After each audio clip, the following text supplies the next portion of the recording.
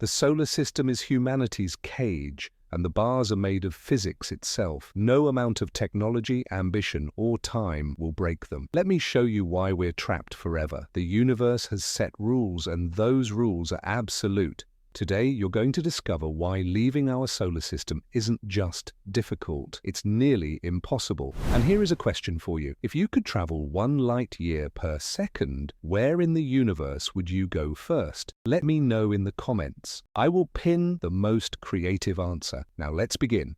Right now, as you watch this video, 2 spacecraft are racing through the void beyond our solar system. Voyager 1 and Voyager 2, humanity's most distant ambassadors, launched back in 1977. These remarkable machines have been traveling for nearly 50 years.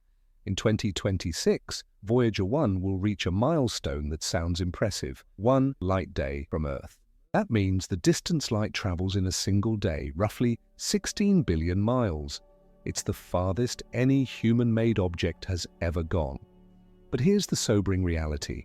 Despite traveling for half a century, despite moving at over 38,000 miles per hour, Voyager 1 has barely left our cosmic doorstep.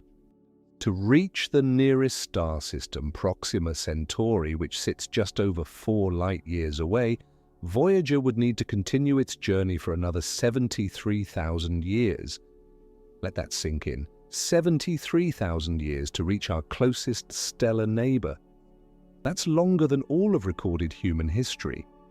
This isn't a failure of engineering. The Voyager spacecraft are marvels of human ingenuity.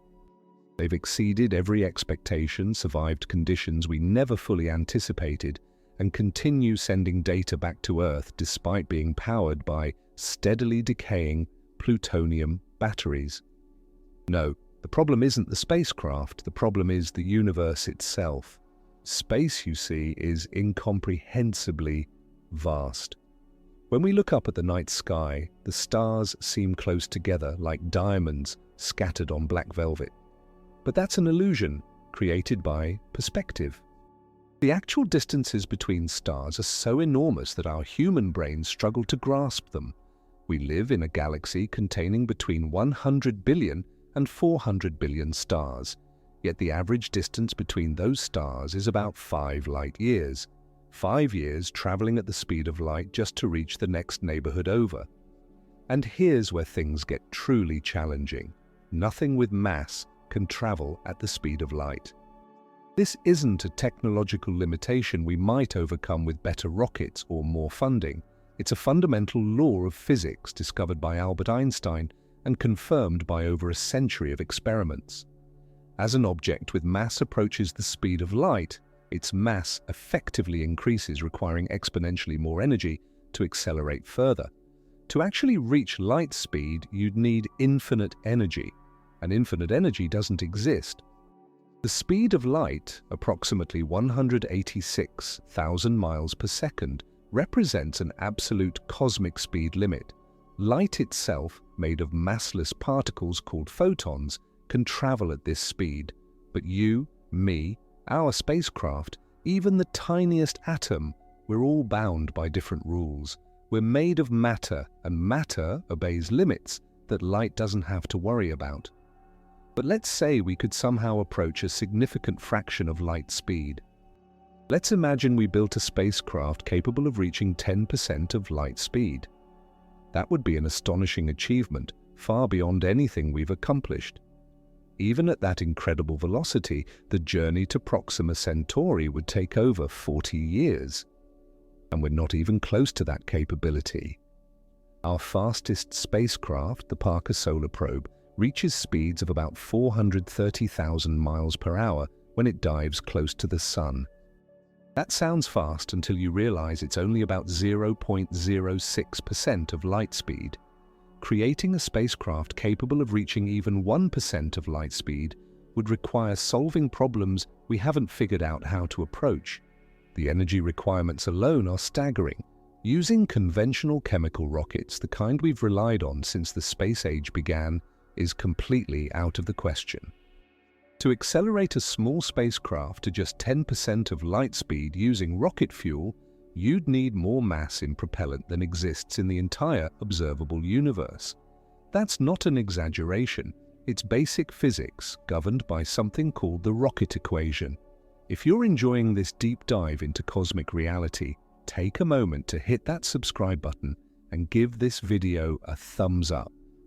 These topics require research and careful preparation, and your support helps me continue exploring the mysteries that keep us all wondering about our place in the universe.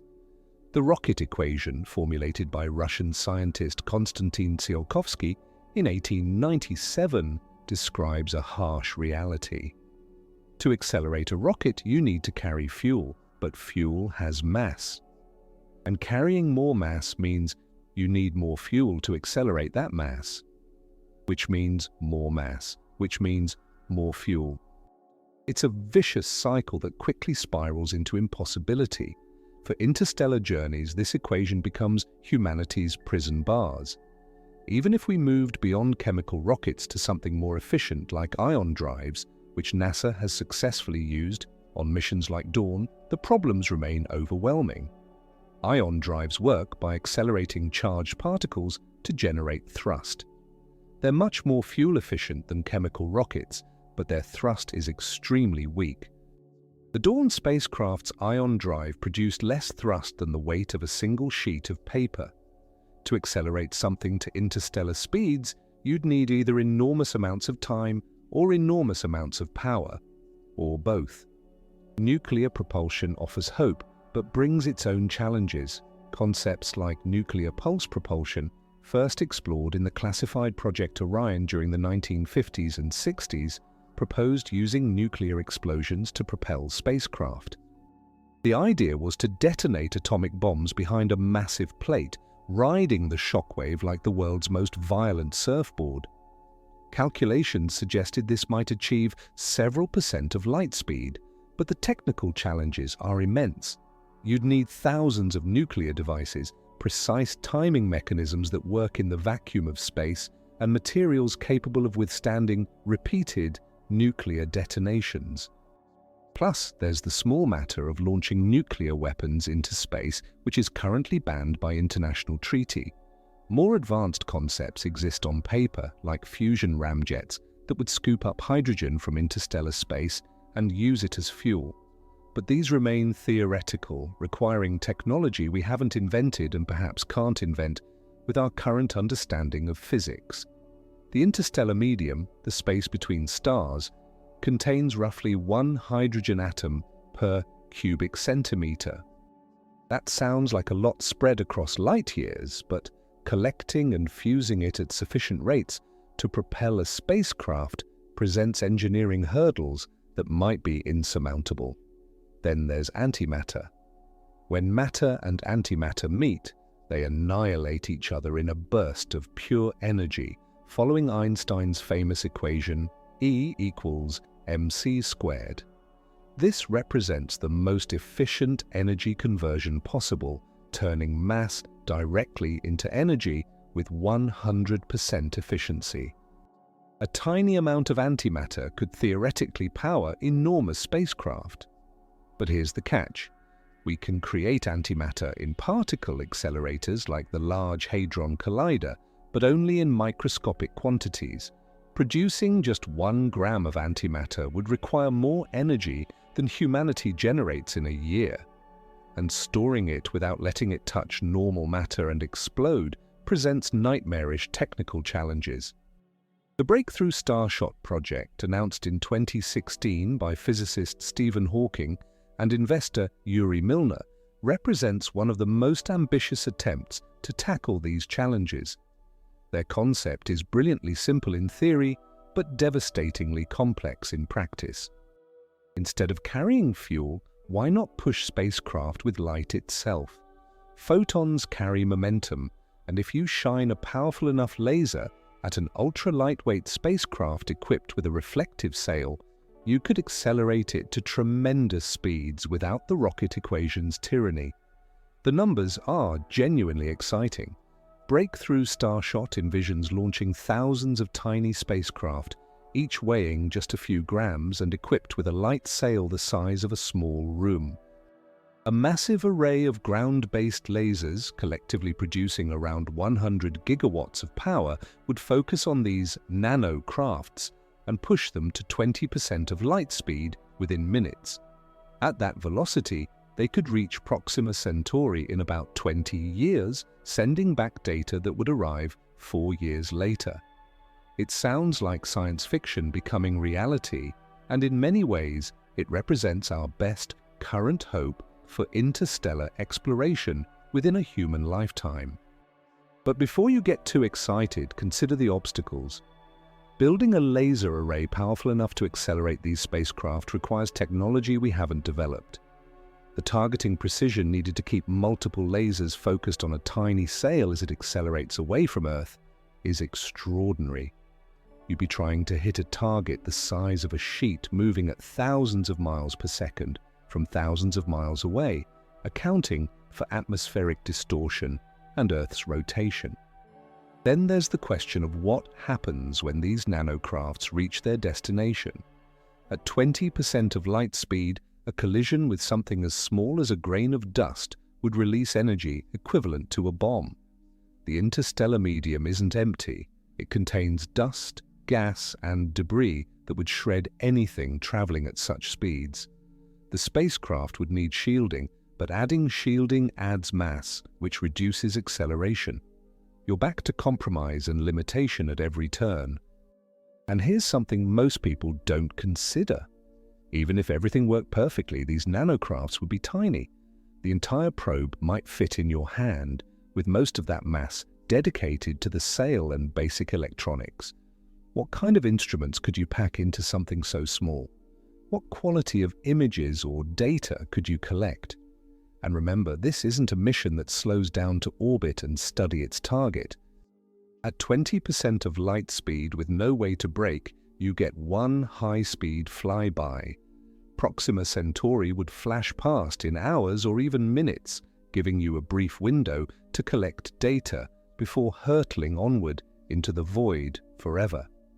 If you found those challenges fascinating and want to explore even more devastating realities about reaching the stars, I've created a detailed video called "The Truth About Interstellar Travel is Devastating" that goes deeper into why our dreams of exploring other star systems face such incredible obstacles. You'll discover additional physics barriers we haven't even touched on yet. I'll put the link in the description below and on the card above, but let's assume, for a moment, that we solve all these problems. Let's imagine we develop the technology to send humans, not just tiny probes, to another star system. Now we face an entirely different category of challenges, ones that make the engineering problems look simple by comparison. Human physiology wasn't designed for interstellar travel. We evolved on Earth, under Earth's gravity, breathing Earth's atmosphere, protected by Earth's magnetic field. Space is hostile to life in ways that are difficult to overstate. Astronauts on the International Space Station, orbiting just 250 miles above Earth's surface, still enjoy significant protection from our planet's magnetic field. That field deflects most of the dangerous charged particles streaming from the sun and cosmic rays from deep space. Venture beyond that protective bubble, and you're exposed to radiation that will damage your cells, increase cancer risk, and potentially cause acute radiation sickness on long journeys. The Apollo astronauts who traveled to the moon experienced higher radiation doses than any humans before them, yet their journeys lasted only days. A trip to even the nearest star would take decades at minimum, likely centuries with realistic technology. During that time, cosmic rays would constantly bombard the spacecraft and its occupants.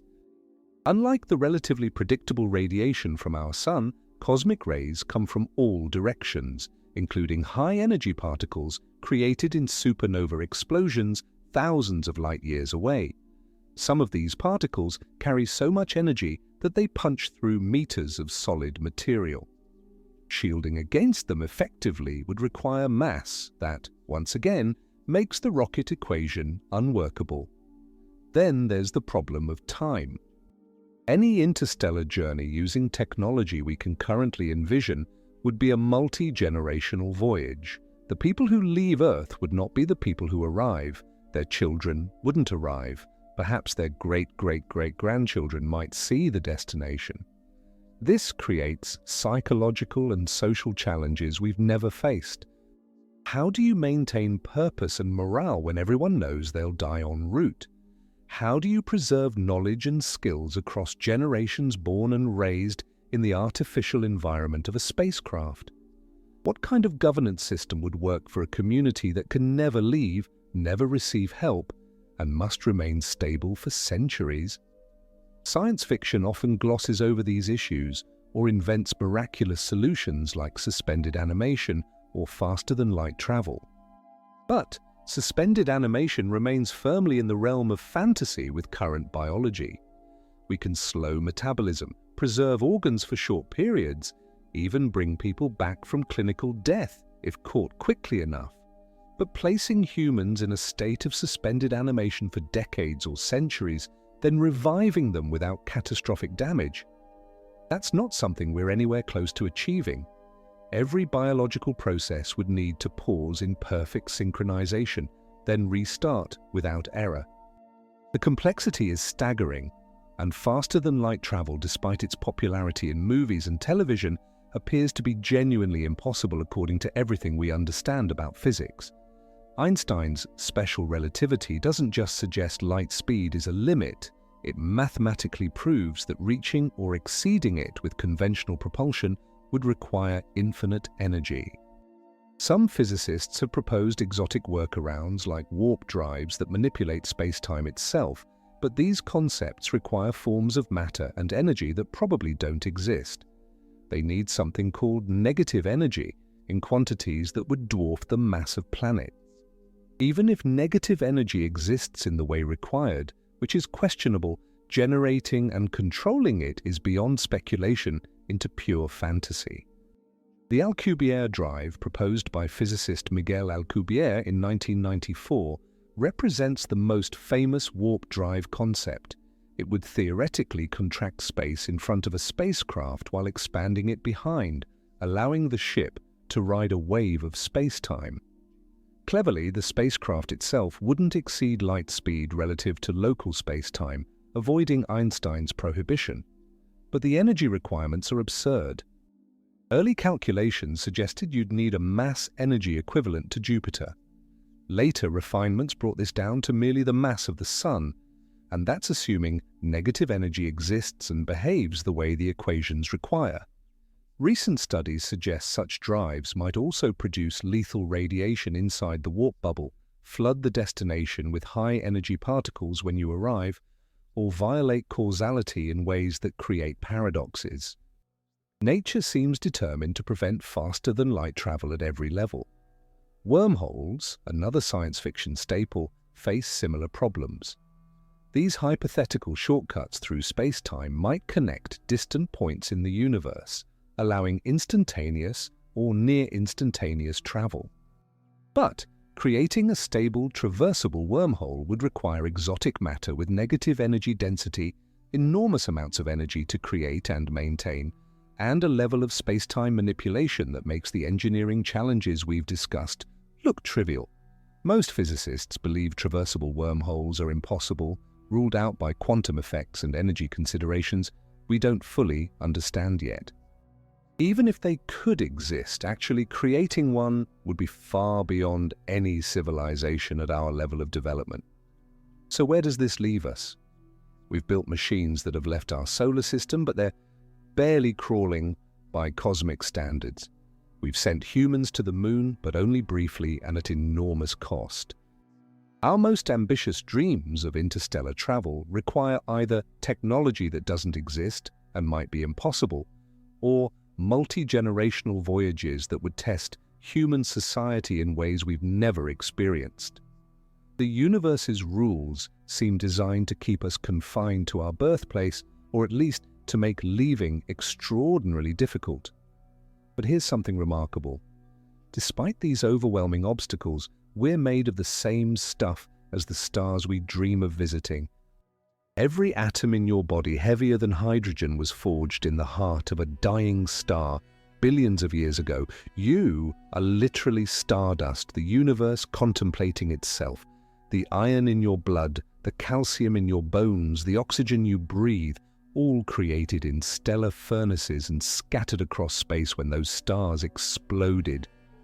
In a very real sense, you've already completed an interstellar journey. Your atoms have traveled across the galaxy before coming together to form you. This connection between us and the cosmos isn't just poetic, it's fundamental physics. The same forces that govern the behavior of atoms in distant galaxies govern the atoms in your body right now. The electromagnetic force holding your molecules together is identical to the force binding matter in stars thousands of light years away. The weak nuclear force enabling fusion reactions in the sun's core is the same force involved in radioactive decay happening in trace elements throughout your body. We're not separate from the universe, observing it from outside. We're an intrinsic part of it, one way the cosmos has organized itself to become self-aware. Understanding why we're stuck in the solar system requires grasping the true nature of space and time. Most people think of space as empty nothingness, a void that objects move through, but Einstein showed us something stranger and more profound. Space and time aren't separate things. They're woven together into a single fabric called space-time, and this fabric isn't passive. It curves and bends in response to mass and energy. What we call gravity isn't a force pulling objects together. It's the effect of objects following the natural curves in space-time created by mass. Imagine space-time as a stretched rubber sheet. Place a bowling ball in the middle and it creates a depression. Roll a marble nearby and it curves toward the bowling ball, following the contour of the depression. That's essentially how gravity works, except in 4 dimensions instead of 2, and the bowling balls are stars, planets, and galaxies. Earth orbits the Sun not because a force pulls it, but because the Sun's mass curves space-time and Earth follows that curve. This understanding revolutionizes how we think about interstellar travel. The distances between stars aren't just empty space we need to cross, they're structures in space-time itself, and crossing them means following the geometry that mass and energy have created. The nearest stars aren't just far away in distance, they're separated from us by the fundamental architecture of reality. Light takes 4.24 years to reach us from Proxima Centauri. That's the definition of its distance, 4.24 light-years. Nothing with mass can match that travel time, which means anything we send will take longer, much longer with our current technology. But there's another implication that's even more profound. When you look at Proxima Centauri through a telescope, you're not seeing it as it exists now. You're seeing light that left that star over 4 years ago. You're literally looking backward in time. This creates an odd situation for interstellar travelers, if they ever exist. Due to time dilation, one of the consequences of Einstein's relativity, time passes differently for objects moving at different speeds. Travel close to light speed, and time slows down for you relative to people who remain stationary. This isn't a perception or a trick, it's real physical time dilation, confirmed by countless experiments.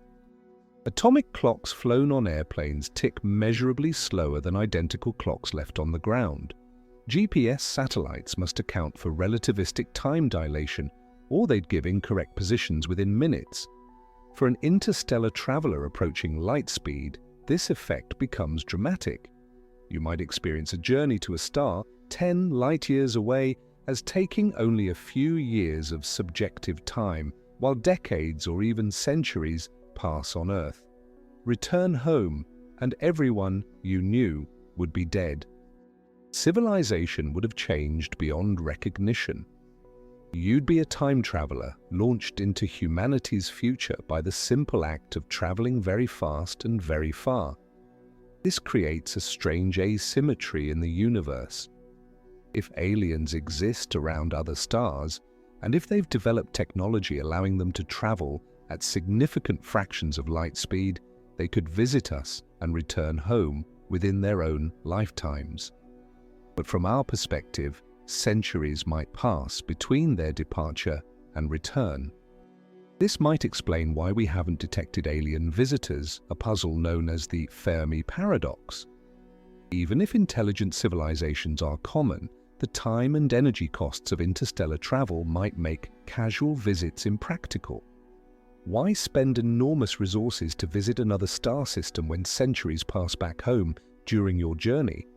Or perhaps the answer is simpler and more humbling. Perhaps we're among the first intelligent species to evolve in our galaxy. The universe is 13.8 billion years old, but the first stars contained almost no heavy elements. They were made of hydrogen and helium created in the Big Bang.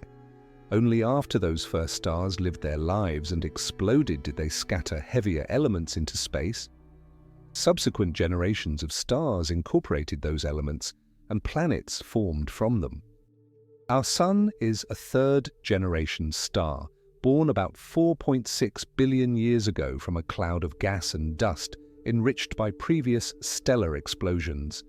Life as we know it requires heavy elements: carbon for complex molecules, oxygen for energy metabolism, iron for blood, phosphorus for DNA. All of these had to be created in stars and then assembled on planets. This takes time, billions of years of cosmic evolution. Earth formed 4.54 billion years ago. For its first billion years, it was bombarded by asteroids and comets, too violent for complex life. Simple single-celled organisms appeared around 3.8 billion years ago.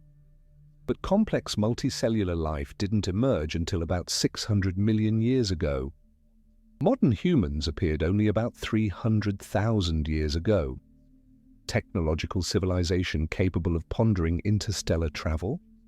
That's less than a century old. In cosmic terms, we've barely arrived on the scene.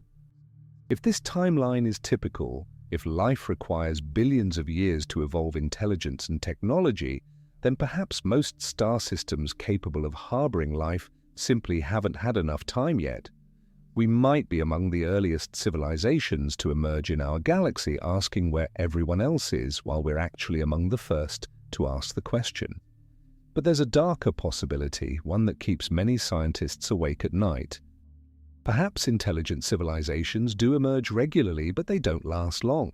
Perhaps there are barriers, filters, that prevent most species from becoming truly interstellar.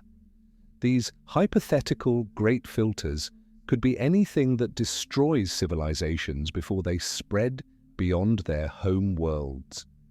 Nuclear war, environmental collapse, artificial intelligence that turns hostile, resource depletion, pandemics, self-replicating nanotechnology run amok. The list of potential civilization-ending scenarios is long and disturbing. If great filters exist, they raise a terrifying question: are they behind us or ahead of us? If the difficult steps are behind us, the emergence of life, the development of complex cells, the evolution of intelligence, then we might be rare but relatively safe. The hard part is over, and now we just need to avoid destroying ourselves. But if the great filter lies ahead, if something systematically destroys civilizations before they become interstellar, then our future might be grimmer than we imagine. Every year we survive without catastrophe might just be borrowed time before we encounter whatever filter awaits us. The physics barriers to interstellar travel might themselves constitute a great filter. If leaving your home star system is genuinely impossible or impractical for biological beings, then every civilization remains confined to its birthplace.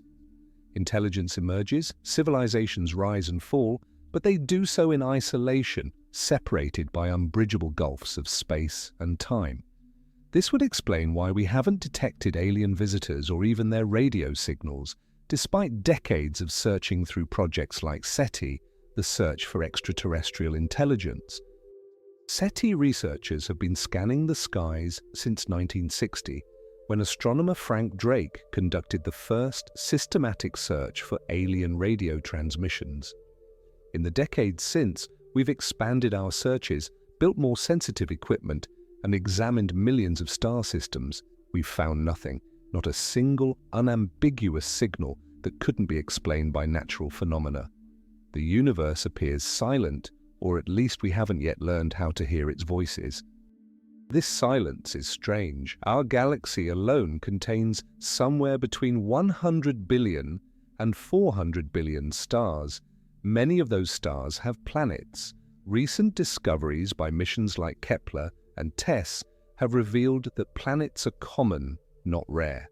Rocky planets orbiting in their star's habitable zone, where liquid water could exist, appear to be abundant. Some estimates suggest there could be billions of potentially habitable planets in our galaxy alone. If even a tiny fraction of those planets developed life, and if even a tiny fraction of those developed intelligence, our galaxy should be teeming with civilizations. Yet we see no signs of them. No megastructures harvesting stellar energy, no probes visiting our solar system, no deliberate signals broadcast for others to find. This absence of evidence has generated numerous theories. Maybe advanced civilizations use communication methods we haven't discovered yet, making us like medieval villagers waiting for telegraph messages. Maybe they're deliberately hiding, cautious about revealing themselves to potential threats. Maybe they're so advanced that their activities are indistinguishable from natural processes to our primitive instruments. Or maybe, just maybe, interstellar travel and communication are so difficult that civilizations simply don't bother, remaining isolated on their homeworlds until they eventually go extinct. Each of these possibilities carries profound implications for humanity's future. If we're truly alone in our galaxy, or at least alone among intelligent species, then we carry an enormous responsibility. We become the universe's way of understanding itself, perhaps the only consciousness contemplating existence across billions of light years. Our survival matters not just to us but to reality itself. Conversely, if civilizations are common but isolated, doomed to rise and fall without ever meeting others, then loneliness might be a fundamental feature of conscious existence. Intelligence emerges, looks to the stars, asks if anyone else is out there, and receives only silence in response. There's another layer to this isolation that makes it even more absolute. The universe isn't just big, it's expanding, and that expansion is accelerating. This discovery, made in 1998 by two independent teams studying distant supernovae, revolutionized cosmology and earned its discoverers the Nobel Prize. The space between galaxies is growing larger over time, driven by something we call dark energy that makes up roughly 68% of the universe's total energy content. We don't know what dark energy is, only that it exists, and it's pushing the universe apart faster and faster. This acceleration has devastating implications for the far future. Galaxies that are already moving away from us due to the universe's expansion will continue accelerating. Eventually, they'll cross what's called the cosmic event horizon, the distance beyond which objects recede faster than light can travel through expanding space. Once a galaxy crosses that boundary, no signal from it will ever reach us again. It effectively disappears from our observable universe, not because it's destroyed, but because the space between us is expanding too rapidly for light to cross. Right now, we can see galaxies billions of light years away because their light, emitted billions of years ago, has had time to reach us. But galaxies beyond a certain distance are already unreachable. Even if we could travel at light speed, we could never reach them because the space between us is expanding faster than we could cross it. It's like trying to swim against a current that's stronger than your maximum swimming speed. No matter how hard you try, you're swept backward. Most galaxies beyond our local group, the cluster containing the Milky Way, Andromeda, and about 50 smaller galaxies bound together by gravity, are already effectively unreachable. The universe has sentenced us to permanent isolation from most of reality. In trillions of years, when the last stars in distant galaxies have burned out and their light has faded, future civilizations in our galaxy, if any exist, will look at the night sky and see almost nothing. A handful of nearby galaxies, and beyond them, only darkness. They might never even realize that billions of other galaxies exist, now forever hidden beyond their cosmic horizon. But let's bring this back to our current situation. We're not worried about reaching other galaxies. We can't even reliably reach other planets in our own solar system with human crews. Mars, our nearest planetary neighbor besides Venus, is the focus of multiple space agencies and private companies planning crewed missions. Yet even Mars presents challenges that dwarf anything we've accomplished in space exploration. The journey to Mars takes between 6 and 9 months using current propulsion technology, depending on the alignment of Earth and Mars in their orbits. Astronauts would face prolonged exposure to cosmic radiation in deep space, bone and muscle loss from extended weightlessness, psychological stress from isolation and confinement, and the constant risk of equipment failure millions of miles from any possible rescue. Once there, they'd encounter a world with an atmosphere that's 95% carbon dioxide and less than 1% as dense as Earth's. The average temperature is -80 degrees Fahrenheit. Dust storms can cover the entire planet. The soil contains toxic perchlorate that would poison anyone who ingested them. Establishing a permanent settlement on Mars would require solving problems we've barely begun to address. How do you produce breathable air, drinkable water, and edible food on a planet where none exist naturally? How do you shield inhabitants from radiation without Earth's magnetic field for protection? How do you maintain mental health in an environment where going outside requires a spacesuit, where the sky is the wrong color, where Earth is just a bright dot in the night sky? And most critically, how do you make such a settlement self-sufficient, capable of surviving if supply ships from Earth stopped coming? These challenges are solvable in principle. They're difficult, expensive, and risky, but they don't violate the laws of physics. They're engineering problems rather than fundamental impossibilities. The same cannot be said for interstellar travel. The problems there aren't engineering challenges that better technology will eventually overcome. They're limitations imposed by the universe's basic structure. Energy is perhaps the most fundamental barrier. Every action requires energy.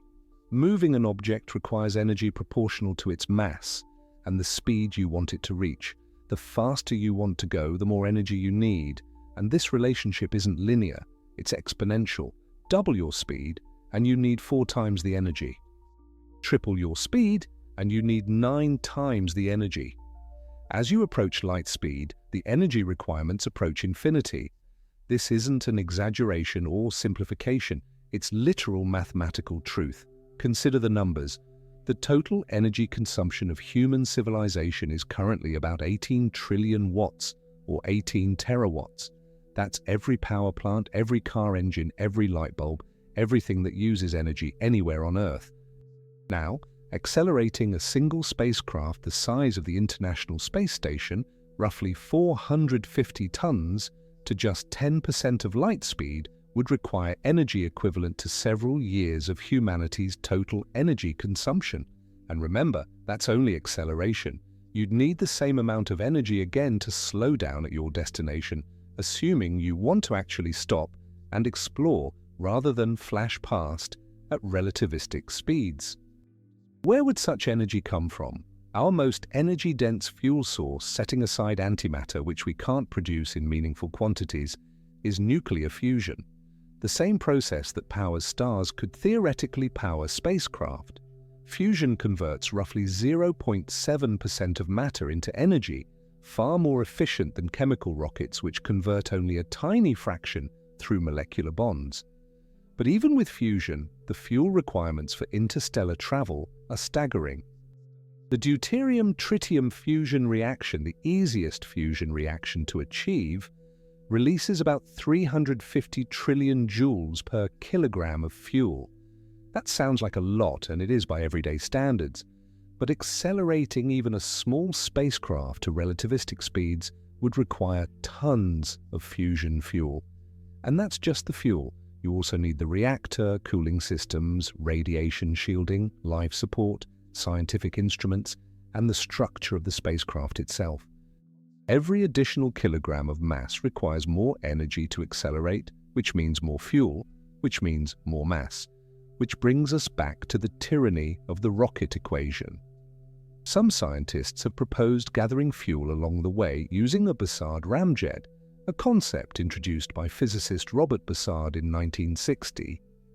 A huge magnetic field, hundreds of kilometers wide, would scoop up hydrogen atoms from the interstellar medium and funnel them into a fusion reactor. In theory, this provides unlimited fuel, solving the rocket equation problem. In practice, the challenges are overwhelming. The magnetic fields required would need to be impossibly powerful. The density of interstellar hydrogen is incredibly low, about 1 atom per cubic centimeter. Even moving at high speed, collecting enough hydrogen to maintain fusion would require a scoop field so large that its own mass and energy requirements become prohibitive. And the drag from plowing through even the sparse interstellar medium might slow the spacecraft more than the engine accelerates it. Then there's the problem of navigation. Space isn't completely empty. It contains dust grains, molecules, even occasional larger objects like comets and rogue planets ejected from their home systems. At the speeds required for interstellar travel, hitting even a tiny piece of debris would be catastrophic. A grain of sand at 20% of light speed would impact with energy equivalent to a bomb. The spacecraft would need extraordinary shielding, adding mass, or sophisticated detection and avoidance systems that can track and respond to threats in microseconds. Radiation presents yet another barrier. The faster you move through space, the more radiation you encounter, and from your perspective, that radiation is blue-shifted to higher and more dangerous energies. At relativistic speeds, even the cosmic microwave background radiation left over from the Big Bang becomes a lethal shower of gamma rays from your frame of reference. Some physicists have calculated that the radiation exposure for crew members aboard a spacecraft traveling at 90% of light speed would be quickly fatal, regardless of shielding. The universe itself becomes hostile at such velocities. Communication poses additional problems that many people don't consider.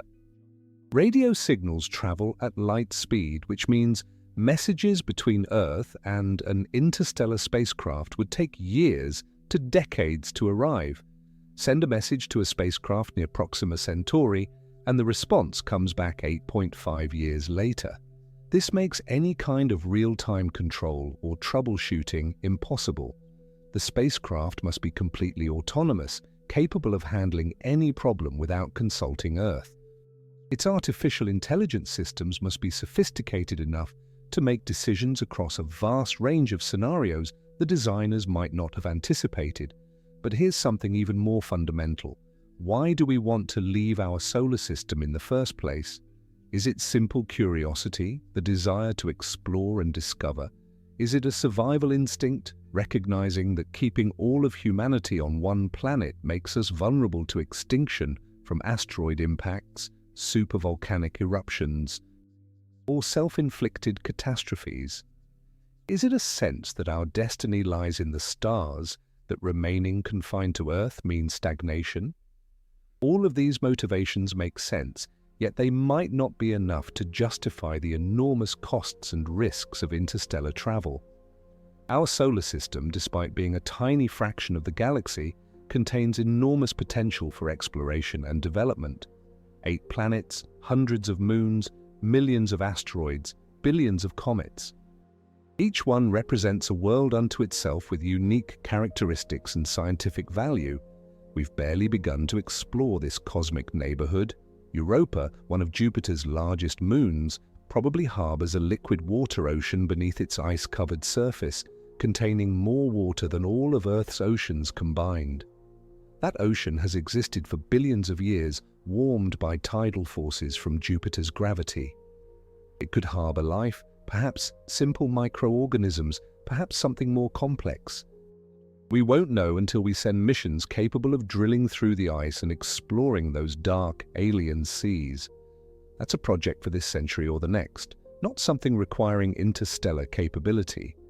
Titan, Saturn's largest moon, has lakes and rivers of liquid methane and ethane on its surface, a complete hydrological cycle operating at temperatures where water would be solid rock. It has a thick atmosphere, organic chemistry, and conditions that might allow exotic forms of life nothing like what we know on Earth. The Cassini-Huygens mission gave us tantalizing glimpses, but comprehensive exploration of Titan would require decades of study, submarines for its hydrocarbon seas, and aerial vehicles to map its complex landscape. Again, this is achievable with technology extensions of what we currently possess, not requiring physics breakthroughs. The asteroid belt contains enough raw materials to build millions of space habitats. Iron, nickel, platinum group metals, water ice, all the ingredients needed for space-based civilization float freely in easily accessible orbits. Some single asteroids contain more platinum than has ever been mined on Earth, worth quadrillions of dollars at current prices. Mining asteroids doesn't require traveling light years. It requires developing the industrial infrastructure to process materials in zero gravity, which would be valuable for countless other applications as well. Even our own moon, Earth's constant companion that humans last visited in 1972, remains largely unexplored. We've studied samples from a handful of locations, all near the equator. We know almost nothing about the lunar poles, where permanently shadowed craters might hold billions of tons of water ice. That ice could be split into hydrogen and oxygen for rocket fuel, making the moon a refueling station for missions to the outer solar system. It could support permanent lunar bases, scientific installations, telescopes on the far side, shielded from Earth's radio interference. The moon is 3 days away, not decades or centuries, so perhaps the question isn't whether we can leave the solar system, but whether we should even try with our current limitations. Maybe wisdom lies in accepting our constraints and working within them. Develop our solar system thoroughly. Spread humanity across multiple worlds, moons, and artificial habitats so we're not vulnerable to any single catastrophe. Build the scientific and industrial foundation that might, in centuries or millennia, enable genuine interstellar capability. Meanwhile, use robotic probes for exploration beyond our sun's sphere of influence. Robotic exploration has proven remarkably successful. The Voyager spacecraft, New Horizons that flew past Pluto, the Mars rovers that have operated for years beyond their designed lifespans, all demonstrate that we can send sophisticated machines to places humans cannot yet go. These missions cost billions, not the trillions that crewed interstellar missions would require. They don't need life support, radiation shielding for fragile biology, or return trips. They can operate for decades on tiny amounts of power, surviving conditions that would kill humans in minutes. The future of interstellar exploration, at least for the foreseeable future, probably lies with increasingly sophisticated robotic probes. Send them to nearby stars equipped with artificial intelligence systems capable of scientific investigation without constant human oversight. They could study exoplanets up close, search for biosignatures indicating life, characterize stellar environments, and send their discoveries back to Earth at light speed. Data transmission is much easier than transporting mass. A strong enough laser can beam information across light years, requiring far less energy than moving physical objects. Some futurists suggest an even more radical approach. Perhaps human consciousness itself could make the journey instead of human bodies. Upload your mind into a digital substrate, transmit the information at light speed to a destination star where robotic systems reconstruct you. Your original biological body stays behind or perhaps ends its life, but a version of you awakens at the destination, memories and personality intact. This sidesteps the problems of keeping fragile biology alive for decades or centuries in hostile space. Of course, this raises profound philosophical questions. Would the reconstructed consciousness truly be you, or just a copy that thinks it's you while the original died during upload? Is consciousness even something that can be transferred to a different substrate, or is it fundamentally tied to the specific biological brain that generates it? We don't understand consciousness well enough to answer these questions. We barely understand what consciousness is, let alone how to transfer it. The idea remains deeply speculative, perhaps forever impossible, but it illustrates how seriously scientists and philosophers take the barriers to interstellar travel. When the physics problems appear insurmountable, we start considering alternatives that sound like science fiction. Maybe that's appropriate. Science fiction has always been humanity's way of exploring possibilities, asking what if, without being constrained by current limitations. Sometimes those visions inspire real breakthroughs. Jules Verne imagined traveling to the moon nearly a century before Apollo. Arthur C. Clarke predicted communication satellites decades before they existed. Perhaps today's science fiction speculations about interstellar travel will inspire tomorrow's physics revolutions. Yet we must balance inspiration with realism. The universe operates according to rules we didn't write and cannot change. Light speed is limited. Energy is finite. Distances between stars are vast. Time flows forward. These aren't problems to overcome through cleverness or determination. They're fundamental features of reality. Working within these constraints requires accepting that some dreams might remain forever out of reach, not because we lack ambition, but because nature forbids it. This realization can feel depressing. We look at the stars, feel the pull of wonder and curiosity, want desperately to go there, and confront an uncaring universe that says no. But there's another perspective. Those same constraints that trap us in our solar system also shaped everything we are. The limited speed of light ensures causality, effects follow causes in a consistent way. The vast distances between stars may have protected Earth from catastrophic events in other star systems.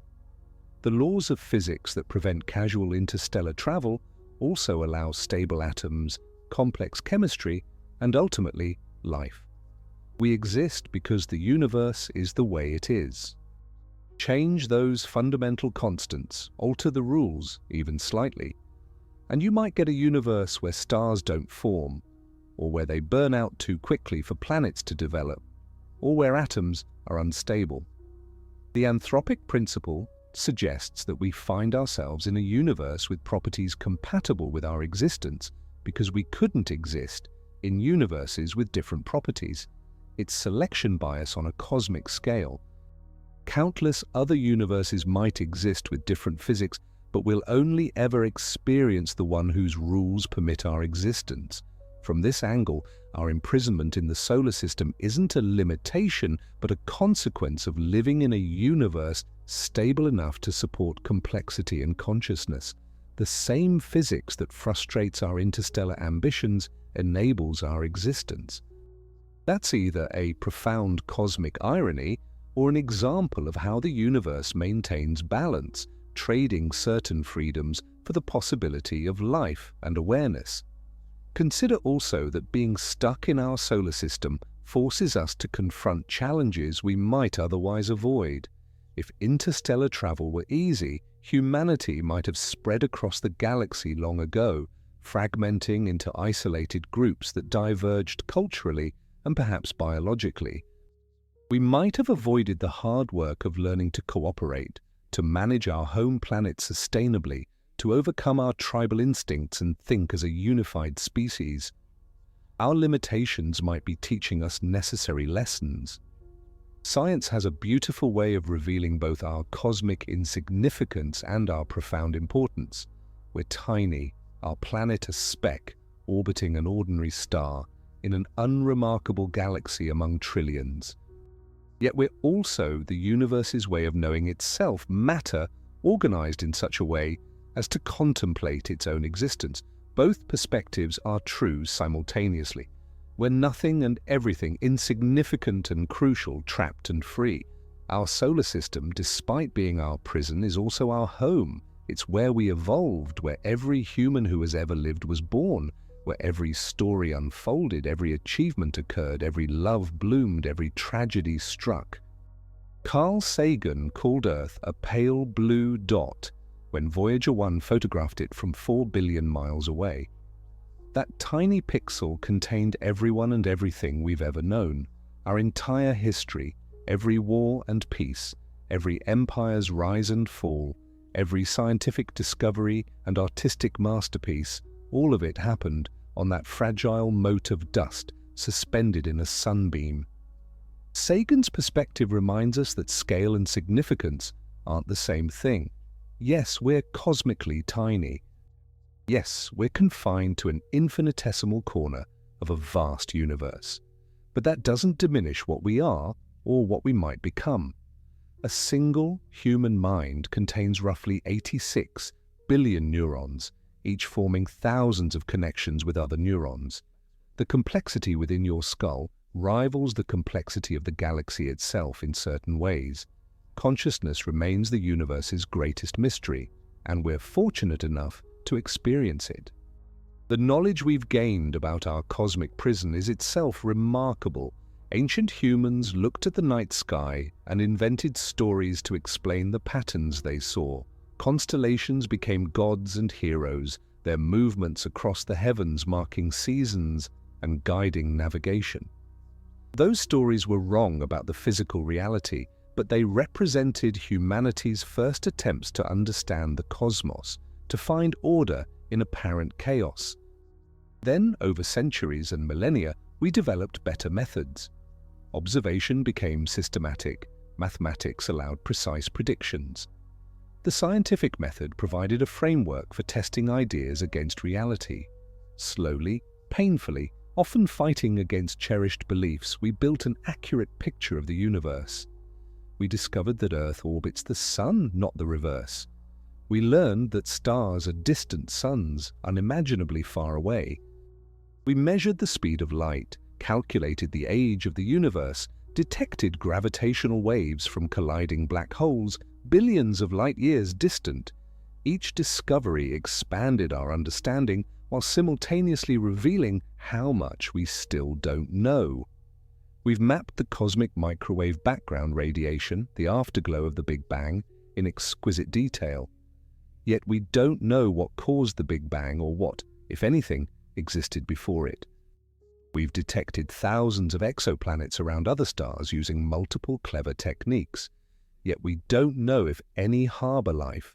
We've traced cosmic evolution from the first atoms forming minutes after the Big Bang through the birth of galaxies and stars to the emergence of planets and life.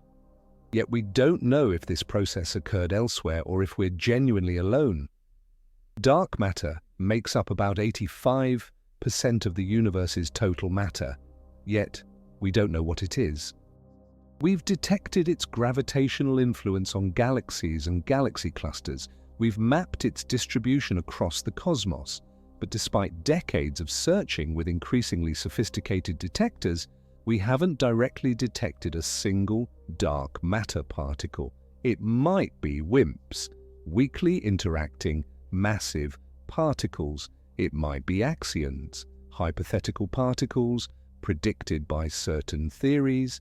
It might be something completely unexpected. We simply don't know.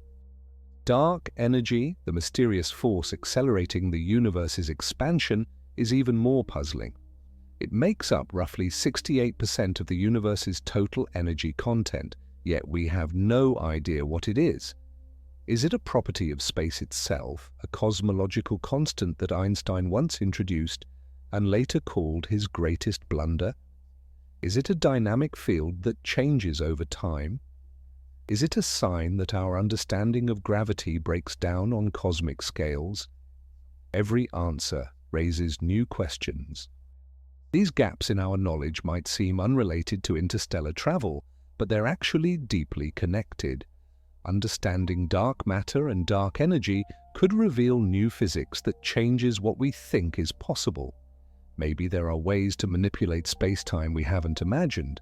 Maybe there are additional dimensions we could access. Maybe the vacuum of space contains energy we could tap. Or maybe these mysteries, once solved, will only confirm that the rules we know are absolute and universal. History shows that scientific revolutions often come from unexpected directions. Quantum mechanics emerged from studying light and atoms, revealing that reality at its smallest scales operates according to rules completely different from everyday experience. Particles exist in superposition, occupying multiple states simultaneously until observed. They tunnel through barriers that classical physics says should be impenetrable. They become entangled, sharing quantum states, cross arbitrary distances in ways Einstein called spooky action at a distance. These quantum effects are real, confirmed by countless experiments and essential to technologies like transistors and lasers. Yet they violate our intuitions about how reality should work. If the microscopic quantum world operates under such strange rules, might the macroscopic universe have its own surprises waiting to be discovered? Could there be loopholes in relativity's speed limit? Could space-time have properties we haven't detected? Could there be ways to travel vast distances that don't involve crossing the space between? Most physicists doubt it. The mathematical framework of relativity and quantum mechanics has been tested extensively and never failed. Every prediction has been confirmed, often to extraordinary precision. The Higgs boson, predicted in the 1960s, was finally detected at the Large Hadron Collider in 2012, exactly where and how theory suggested. Gravitational waves, predicted by Einstein in 1916, were directly detected by LIGO in 2015, again matching theoretical predictions perfectly. The universe appears to follow the rules we've discovered with remarkable consistency. Yet science remains open to surprises. That's its strength. Unlike dogma that must be protected from contradictory evidence, scientific understanding updates when new data arrives. If someone found genuine evidence of faster-than-light travel or a stable wormhole, the scientific community would investigate intensely. If the evidence held up, if it could be replicated and verified, we'd revise our understanding accordingly. But extraordinary claims require extraordinary evidence, and so far, nothing has emerged that challenges the fundamental speed limit. The psychological impact of these limitations deserves consideration. Humans evolved as explorers. Our ancestors spread from Africa across every continent, crossing oceans and mountains, adapting to environments from Arctic tundra to tropical rainforests. This drive to explore, to see what's beyond the next horizon, is part of who we are. It's built into our psychology through millions of years of evolution. Curiosity kept our ancestors alive, driving them to find new resources, escape dangers, and expand their territories. Now we face a horizon we cannot cross. The stars call to us, but physics says no. This creates a tension between our evolved drives and cosmic reality. Some people find this unbearably frustrating. They see the confinement to our solar system as a challenge to overcome through ingenuity and determination. They believe human cleverness will eventually find a way, that limitations are meant to be broken. This optimism drives innovation and keeps dreams alive. It's valuable. Others take a more resigned view. They accept that some boundaries are absolute, that not every problem has a solution, that wisdom sometimes means recognizing what cannot be changed. This perspective encourages focusing on what is achievable rather than what isn't. It's also valuable, preventing wasted effort on impossible goals. Perhaps both perspectives are needed. The optimists push boundaries, sometimes achieving what seemed impossible. The realists keep expectations grounded, preventing catastrophic mistakes born from hubris. Together they create a balance between ambition and prudence, between reaching for the stars and building a sustainable civilization on the worlds we can actually reach. Consider what we've accomplished within our solar system despite the challenges. We've landed rovers on Mars that have operated for years, far beyond their design lifetimes. The Curiosity rover, which landed in 2012, is still exploring, analyzing rocks, searching for signs that Mars once harbored life. The Perseverance rover, which arrived in 2021, is collecting samples that a future mission will return to Earth. These are feats of engineering that would have seemed like magic to people just a century ago. We've sent probes to every planet in our solar system. We've orbited Mercury, Venus, Mars, Jupiter, and Saturn. We've studied their atmospheres, mapped their surfaces, discovered their moons. The Juno spacecraft is currently orbiting Jupiter, peering beneath its cloud tops to understand the giant planet's interior structure. The Parker Solar Probe is diving repeatedly through the Sun's outer atmosphere, surviving temperatures exceeding 1,000,000 degrees to study our star up close. These missions expand human knowledge even though no human physically makes the journey. We've discovered that ocean worlds are common in our solar system. Europa, Enceladus, Titan, possibly Ganymede and others all have liquid water beneath their surfaces. This was completely unexpected when space exploration began. We thought Earth might be the only world with liquid water. Now we know that water, essential for life as we understand it, exists throughout our cosmic neighborhood. This dramatically increases the chances that life emerged somewhere else nearby, perhaps multiple times independently. Finding life elsewhere in our solar system would be one of the most profound discoveries in human history. It would prove that life isn't a unique accident that happened only on Earth. It would suggest that the universe might be teeming with biology, that the emergence of life might be almost inevitable given the right conditions. This wouldn't necessarily mean intelligent life is common. Evolution might rarely produce technological civilizations, but it would fundamentally change our understanding of our place in the cosmos.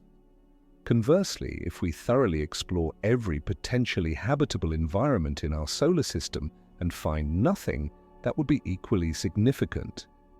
It would suggest that life is rare, that the chain of circumstances required for its emergence might be so improbable that Earth could be genuinely special. This possibility should humble us.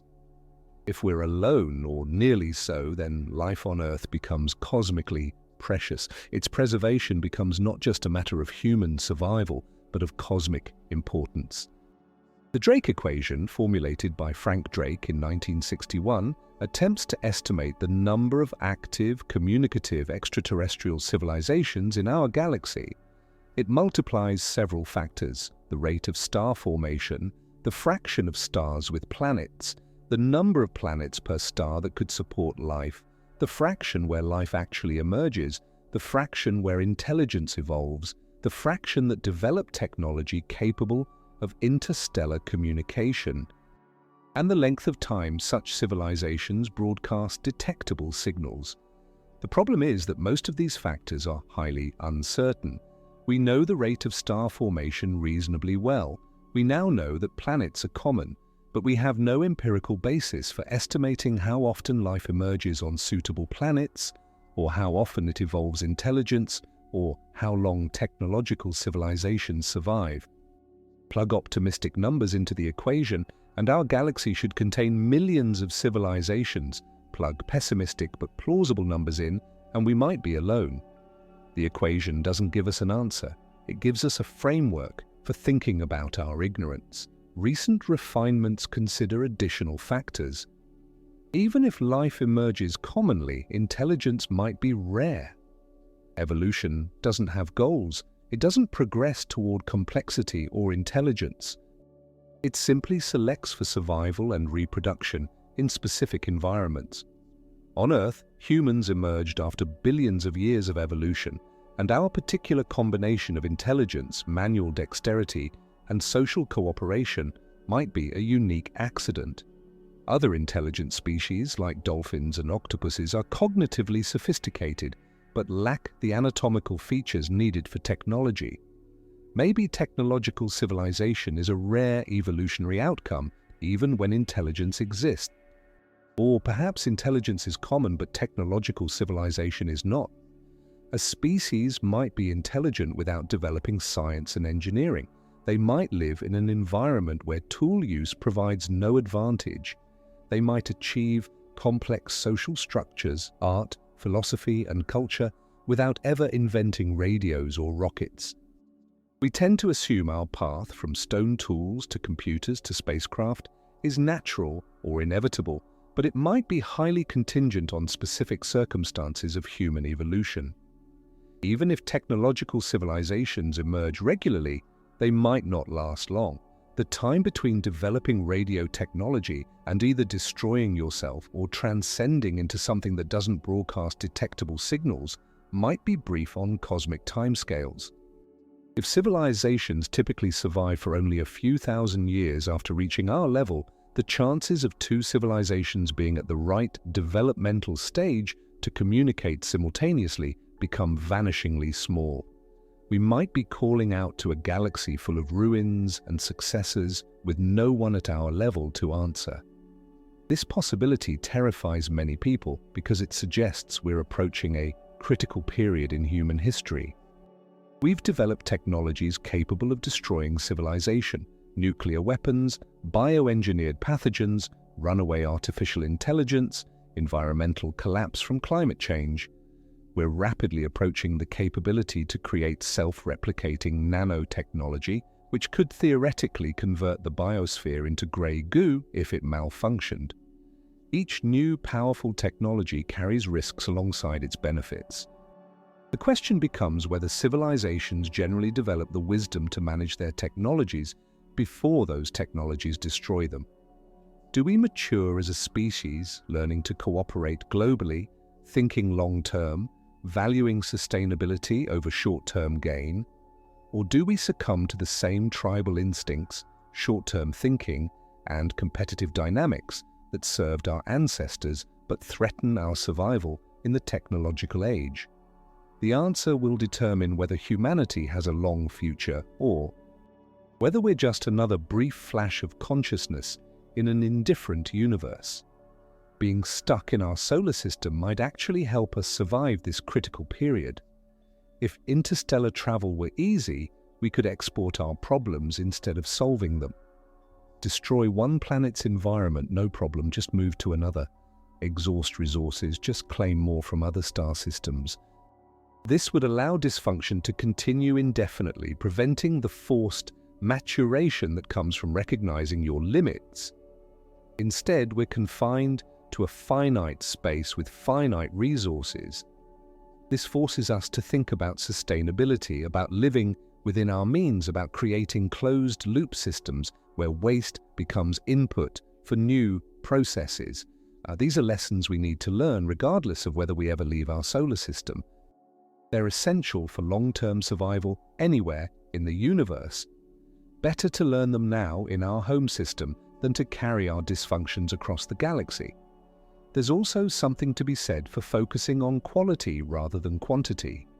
Instead of spreading thinly across many star systems, we could develop our solar system thoroughly, creating a rich, diverse civilization across multiple worlds.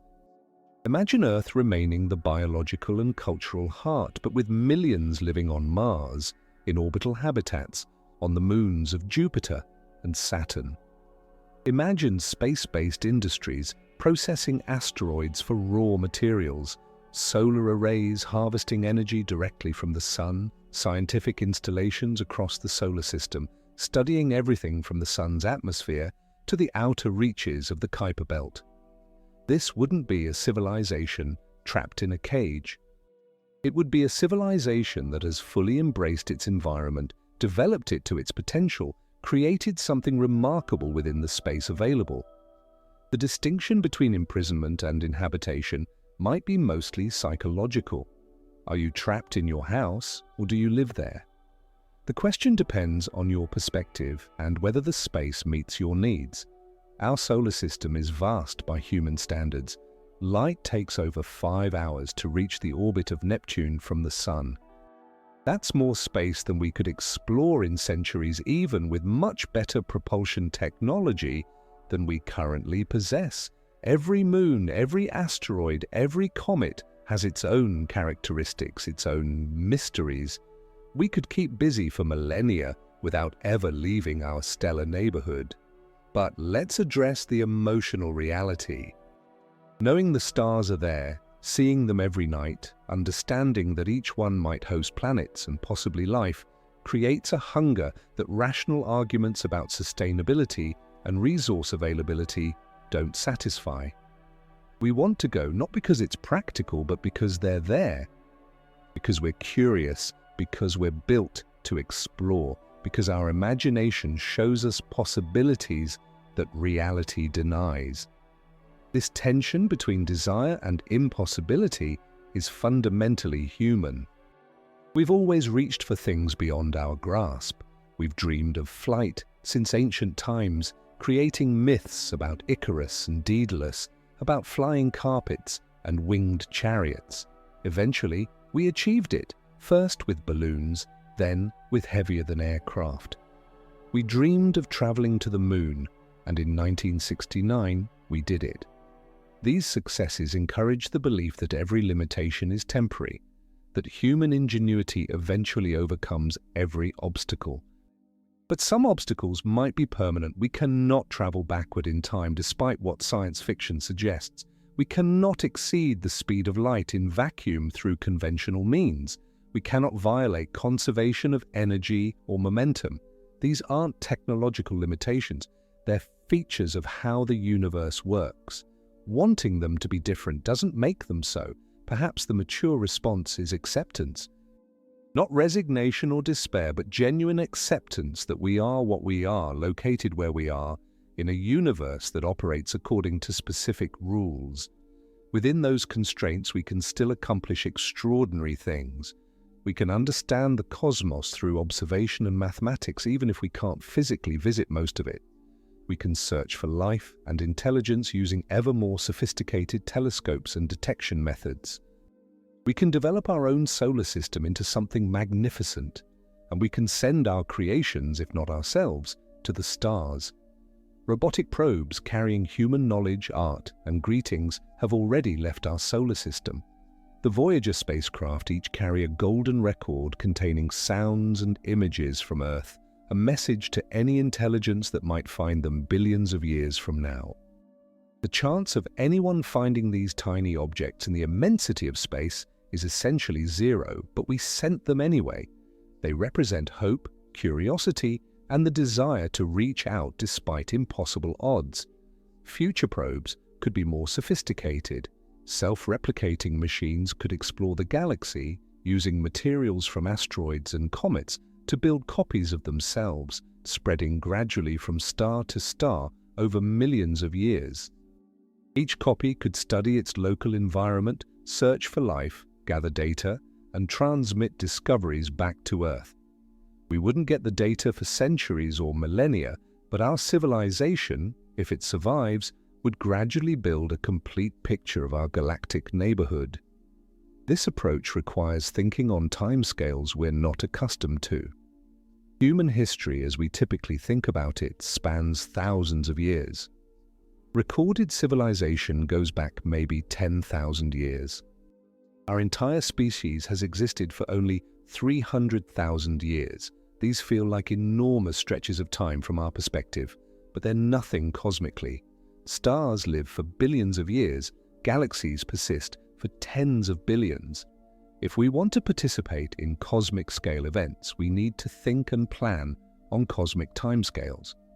This means building things that outlast civilizations, creating knowledge repositories that could survive for millions of years, designing self-sustaining systems that don't require constant human intervention, thinking not about what benefits us personally or even benefits our children, but what might benefit intelligent beings who won't exist for thousands of generations. This kind of long-term thinking is alien to our evolutionary psychology, which optimized for immediate survival and reproduction, but it's necessary for a civilization with cosmic ambitions. The Long-Now Foundation, established in 1996, explicitly promotes this perspective. They're building a mechanical clock designed to run for 10,000 years, a project meant to encourage thinking beyond our typical planning horizons. They maintain a library of endangered languages, preserving human cultural diversity for future study. These projects recognize that real significance often operates on timescales far longer than individual human lives or even entire civilizations. Applying this thinking to interstellar exploration transforms it from an impossible dream into a long-term project. Maybe we can't send humans to other stars in our lifetimes, or our grandchildren's lifetimes. Maybe that will never be practical, but we could start a program that sends probes over thousands of years, gradually exploring more of the galaxy, building a comprehensive understanding that benefits humanity centuries or millennia from now. The people who start such a project would never see its results, but they'd be contributing to something larger than themselves. This requires a kind of selflessness that's rare but not unprecedented. Medieval cathedral builders knew they wouldn't live to see their work completed. They built anyway, creating structures that have endured for centuries and still inspire awe today. Scientific research often works this way too. Researchers build on foundations laid by previous generations, contributing pieces to puzzles they'll never see solved. The Human Genome Project, climate science, particle physics, all involve multi-generational efforts where no single person sees the complete picture.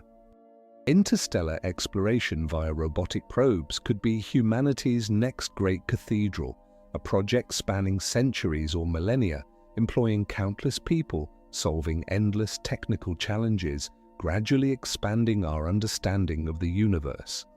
It wouldn't satisfy our emotional desire to personally visit other worlds, but it would be a worthy substitute, a way of reaching beyond our confinement even if we can't escape it physically. Meanwhile, within our solar system, we face more immediate questions about expansion and development. Should we terraform Mars, deliberately modifying its atmosphere and climate to make it more Earth-like? The technology to do this doesn't exist yet, but it's conceivable. We could potentially release greenhouse gases to warm the planet, melt its polar ice caps, thicken its atmosphere, and eventually introduce hardy plants and microorganisms. Over centuries, Mars might become a world where humans could walk outside without spacesuits, though they'd still need oxygen masks until sufficient free oxygen accumulated. But should we? Mars might harbor indigenous life in underground aquifers or protected niches. Terraforming would destroy any existing Martian biosphere, extinguishing life that evolved independently from Earth. This would be an incalculable loss, scientifically and ethically horrifying, exterminating an entire biosphere for our convenience.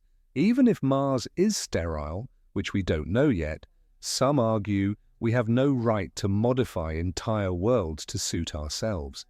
Planets have intrinsic value beyond their utility to humans. Others counter that if Mars is lifeless, it's just rock and gas, no more sacred than a mountain on Earth. We terraform parts of Earth constantly through agriculture, construction, and environmental modification. If we can make Mars habitable, why shouldn't we? The resources and living space could be invaluable for humanity's long-term survival. Leaving it pristine when it could support billions of people seems like misplaced priorities. These debates will intensify as space development becomes more feasible. They're essentially moral and philosophical questions that science alone cannot answer.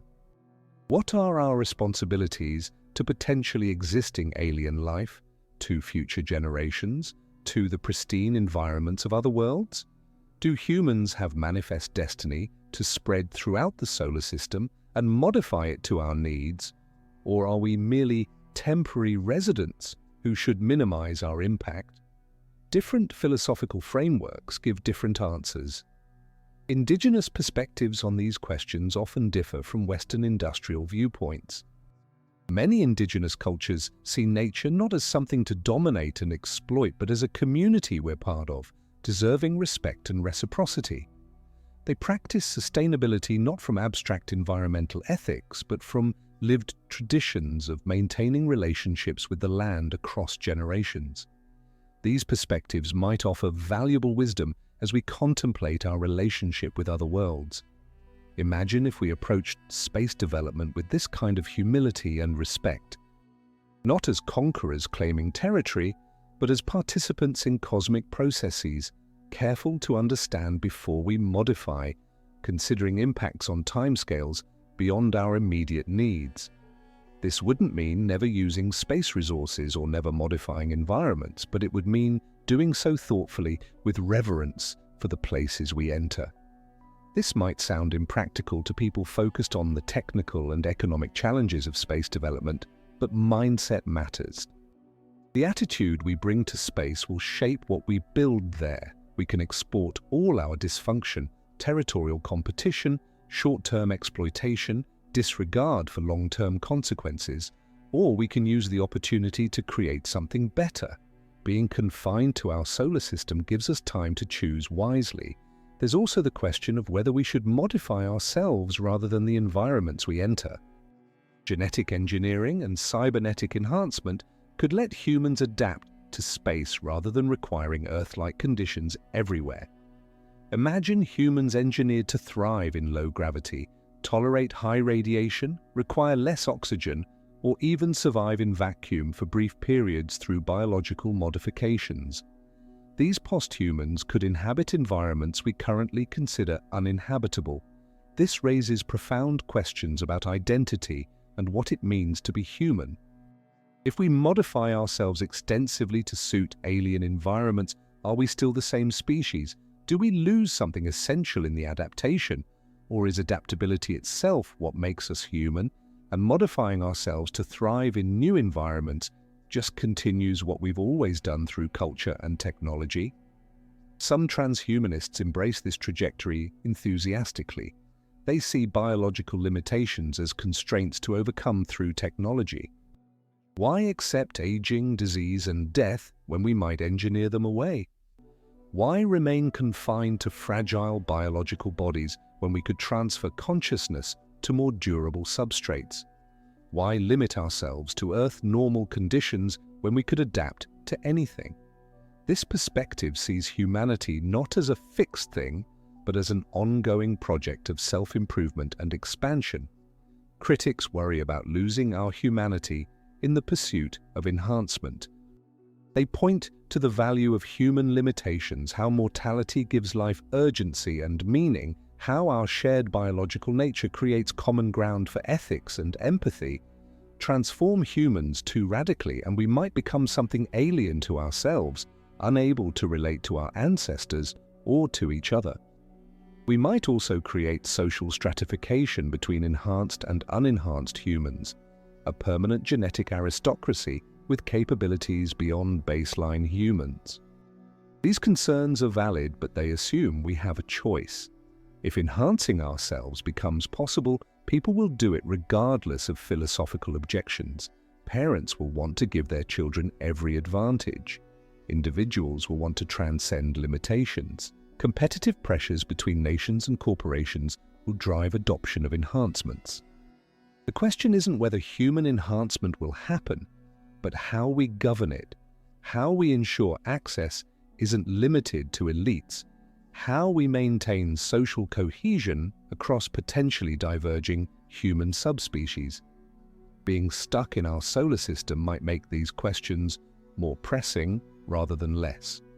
If we could spread easily to other star systems, enhanced and baseline humans could separate, evolving independently on different worlds.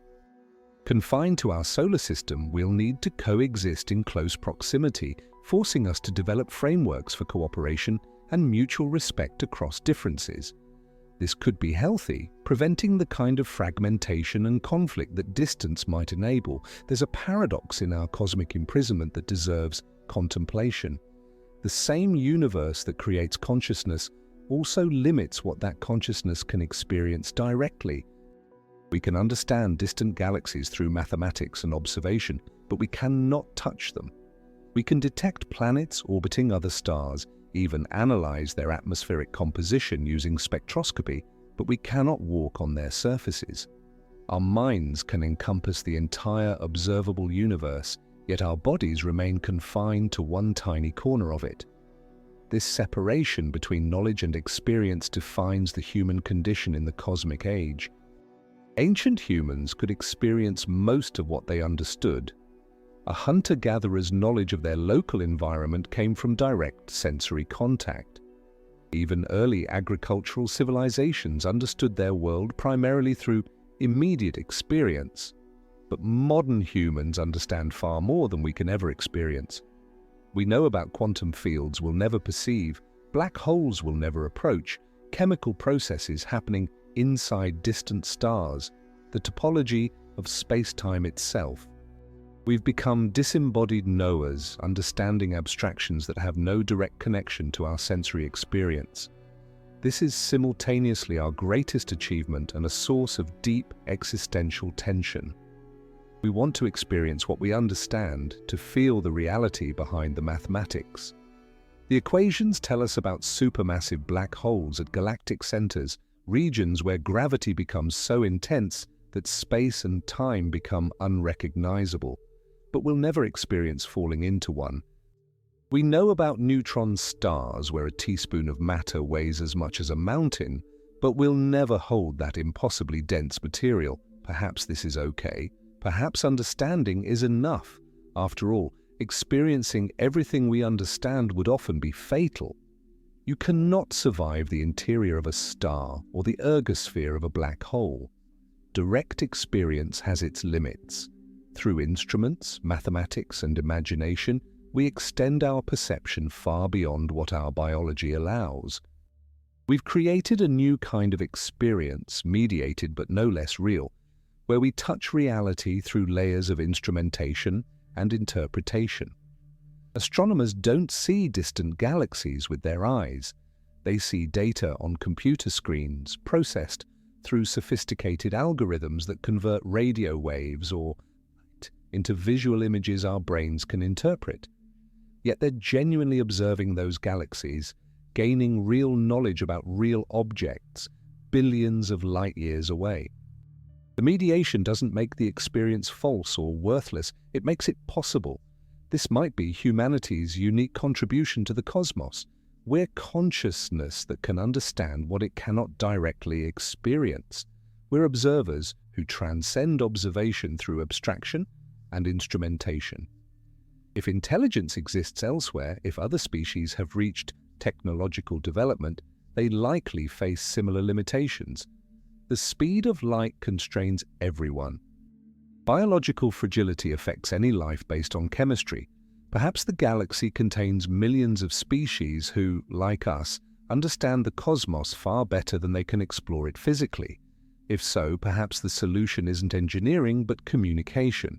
Rather than trying to visit other stars, we could focus on creating a galactic community of minds sharing knowledge across the light-year distances.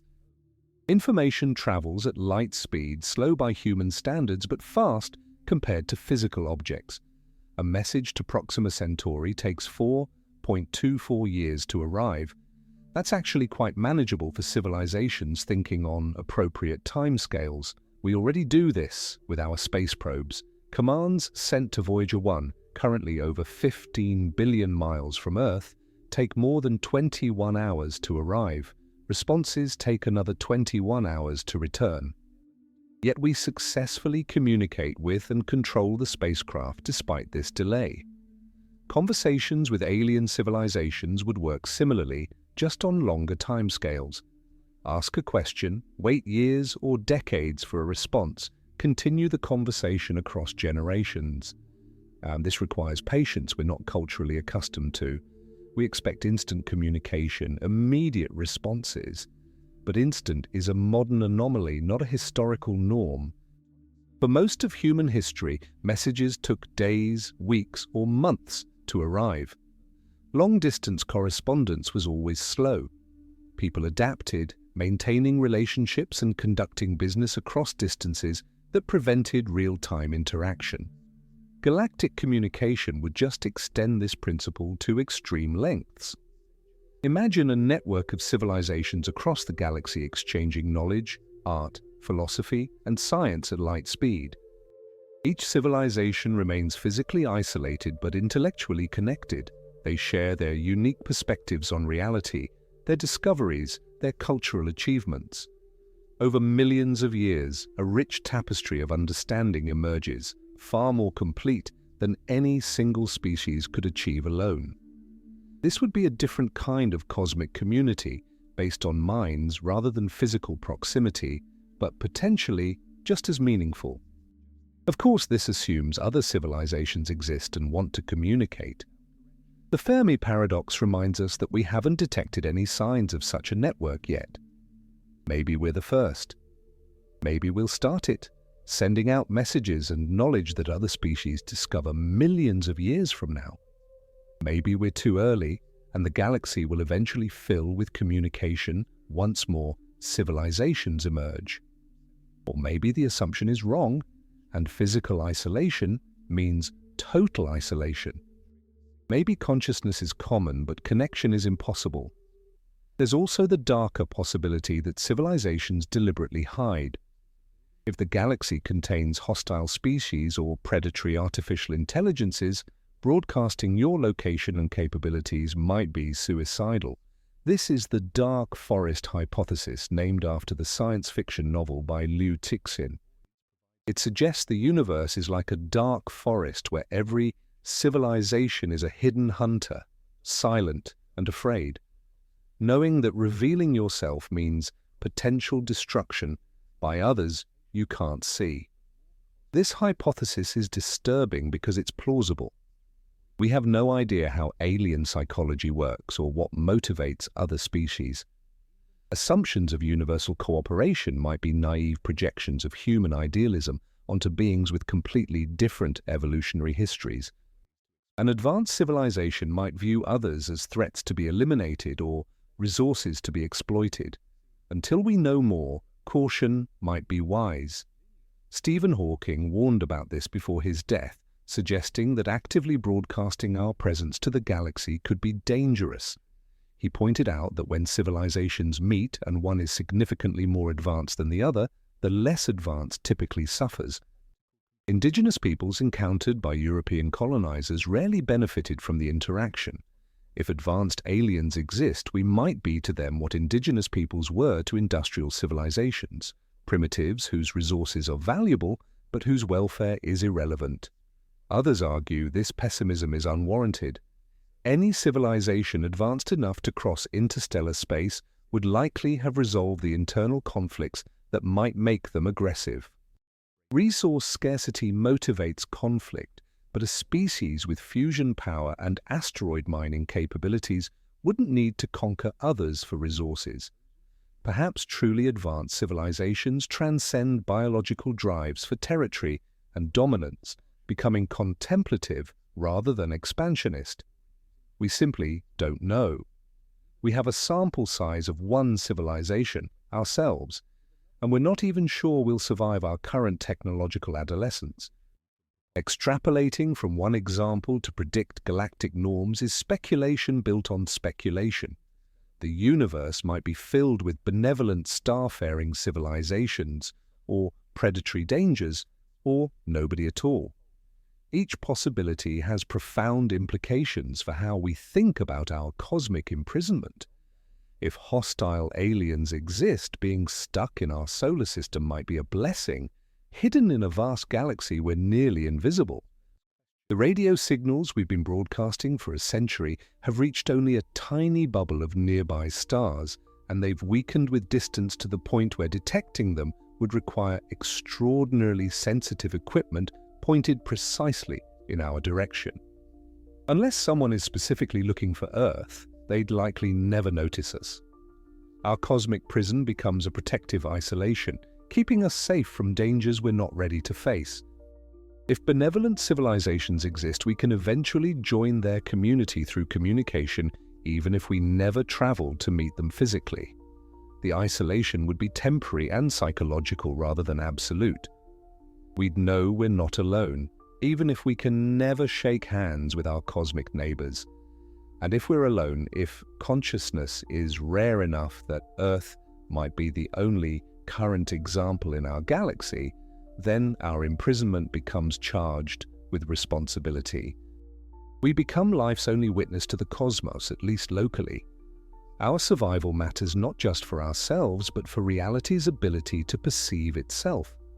If Earth's biosphere dies, billions of years might pass before another species evolves to look at the stars and wonder. This responsibility should motivate us to solve our self-inflicted problems. Climate change, nuclear weapons, resource depletion, environmental destruction. These are all solvable issues. They're not imposed by the universe's physics, like the speed of light limitation. They're consequences of our choices and systems. We've created these problems, which means we can uncreate them if we choose. The question is whether we'll mature as a species before our technology destroys us. Being stuck in the solar system doesn't matter if we don't survive. All the potential for development, all the moons and asteroids and future possibilities become meaningless if we extinguish ourselves. The barriers to interstellar travel are permanent features of physics.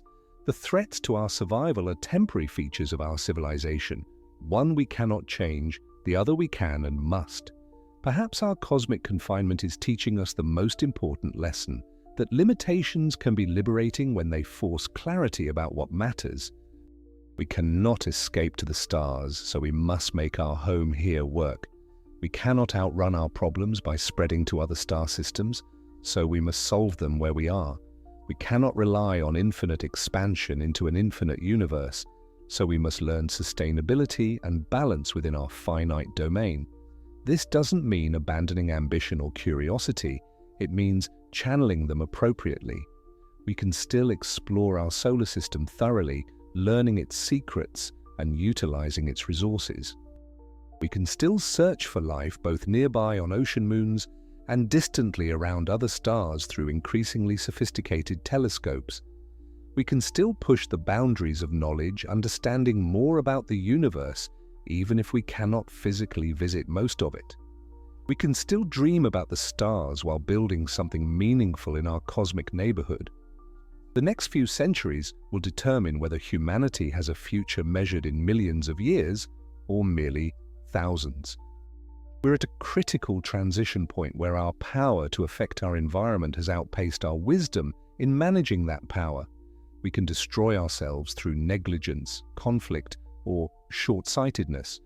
Or we can mature, developing the long-term thinking, global cooperation, and sustainable practices needed for civilizational longevity. If we succeed, if we navigate this dangerous transition and emerge as a stable, thoughtful, sustainable civilization, then our imprisonment in the solar system becomes less significant. We'll have millennia to develop our capabilities, to thoroughly explore and develop our stellar neighborhood, to send our creations, if not ourselves, to other stars, to listen for other voices in the cosmic silence, to gradually expand our understanding until we've mapped every world, characterized every asteroid, studied every phenomenon within our reach. This would be no small achievement. A civilization that spans the solar system, that has established permanent settlements on multiple worlds, that has learned to live sustainably within its means, that has preserved and expanded knowledge across generations. This would be something genuinely remarkable. Not every species that evolves intelligence reaches this point. Most probably don't. Those that do have earned a kind of cosmic permanence, becoming fixtures of their local galactic environment rather than brief flickering candles. From this long-term, stable foundation, we could participate in slower modes of galactic exploration, self-replicating probes spreading gradually from star to star over millions of years, each one studying its environment and transmitting data back to a home civilization that might have changed almost beyond recognition by the time the signals arrive. Messages encoded in lasting form, sent to nearby stars, sharing our existence and knowledge with anyone who might find them in the distant future.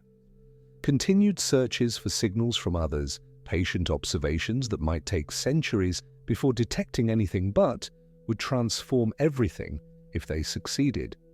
We could also turn inward, exploring the universe of the mind as thoroughly as we explore physical space. Consciousness remains mysterious despite neuroscience advances. We don't fully understand how subjective experience emerges from physical processes, how self-awareness arises, what the boundaries of possible minds might be. Perhaps there are states of consciousness we haven't imagined, ways of experiencing reality completely alien to our default modes. Exploring these possibilities through meditation, technology, or carefully designed substances could reveal inner universes as vast as the outer cosmos.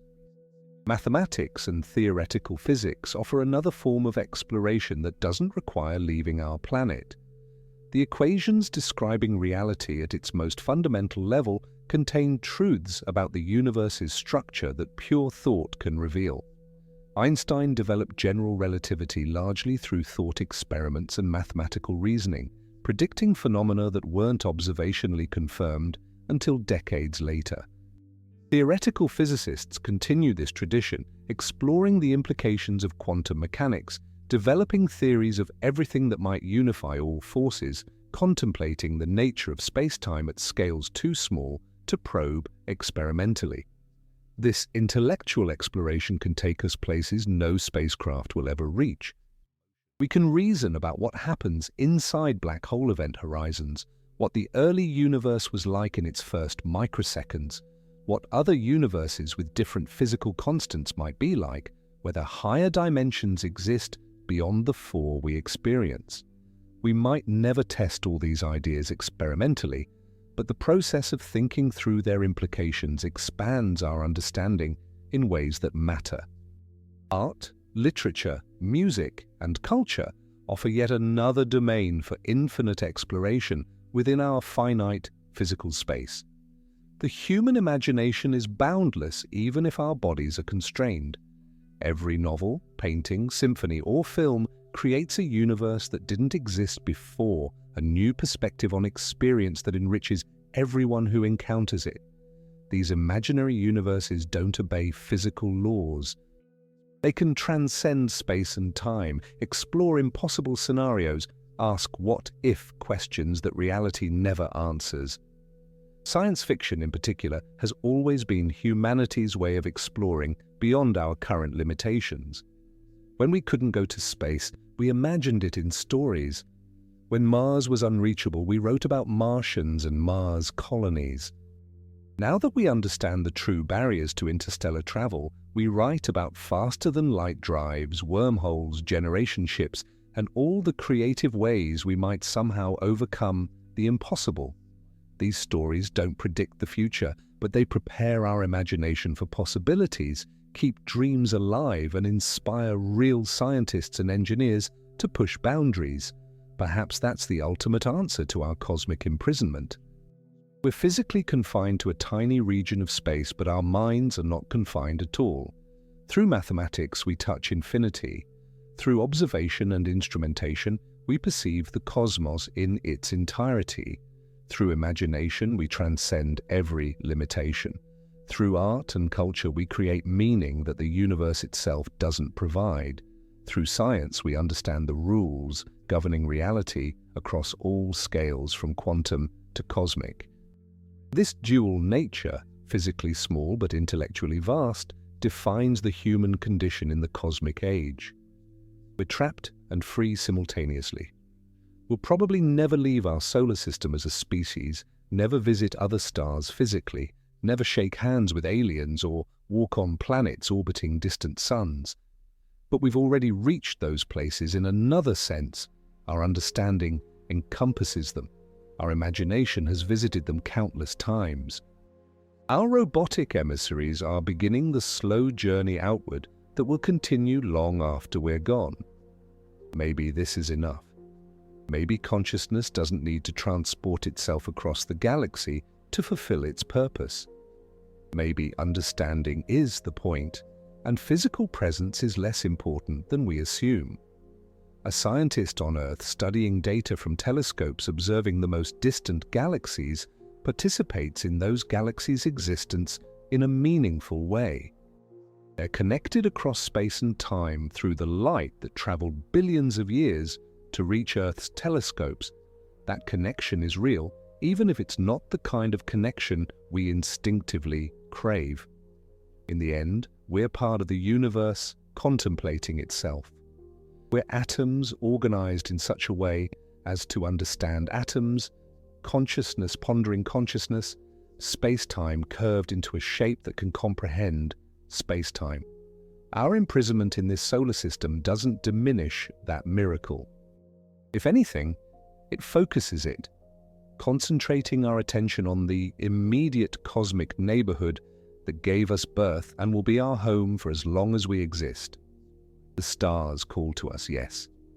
They always will. That yearning is part of what makes us human. But perhaps the mature response isn't to rage against the barriers that confine us or to fantasize about magically overcoming them. Perhaps it's to accept our place with grace, to develop our home thoroughly, to understand what we can reach, to imagine what we cannot, and to build something worth preserving in the cosmic neighborhood where physics has placed us. We're stuck in the solar system. This is reality, not subject to change through optimism or technology, but stuck might be the wrong word. We're home in the solar system. This is where we belong, where the universe arranged atoms into patterns capable of wondering about their own existence. It's enough. It has to be. And when you really think about it, deeply and honestly, perhaps it is. The cosmos is vast beyond human comprehension. We'll never see more than an infinitesimal fraction of it directly. But we're here now, aware and wondering, part of something unimaginably large and beautiful and strange. That's the real miracle. Not that we can go anywhere, but that we exist at all. But have you ever wondered why no aliens have come to visit us? The video at the left side of the screen explores what the Fermi paradox reveals about humanity's cosmic loneliness. Learn about the Great Filter hypothesis suggesting technological species destroy themselves before spreading across stars. The rare Earth theory arguing complex life requires Jupiter-like gravitational shields and large moons stabilizing axial tilt, making Earth extraordinarily unique, and much more. See you there.